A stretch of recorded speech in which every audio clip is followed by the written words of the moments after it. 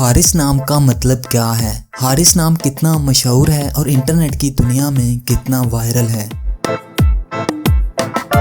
हारिस एक इस्लामी नाम है और ये नाम लड़कों के लिए इस्तेमाल किया जाता है। हारिस नाम का मतलब किसान, काश्तकार है। हारिस की इब्तदाई तारीख अरबी ज़ुबान से निकलती है। इंटरनेट की दुनिया में हारिस नाम की शोहरत में 2009 से तेज़ी देखने में आई। पिछले 15 साल में आप हारिस नाम की शोहरत और ट्रेंड्स का ग्राफ स्क्रीन पर देख सकते हैं। मौजूदा डाटा के लिहाज से हारिस नाम 2018 में वायरल रहा और मकबूलियत की हदों को छूने लगा।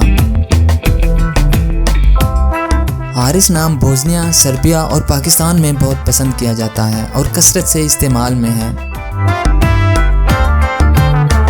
अगर आपका नाम हारिस है तो कमेंट्स में अपना पूरा नाम लिखें ताकि हम आपके लिए अलग से वीडियो बना सकें। ये वीडियो आप हारिस नाम के किसी दोस्त के साथ शेयर कर सकते हैं। यकीनन वो इसे बहुत पसंद करेंगे। इस चैनल पर आप मज़ीद हज़ारों इस्लामी नामों के मानी, ट्रेंड्स और शोहरत का डाटा देख सकते हैं।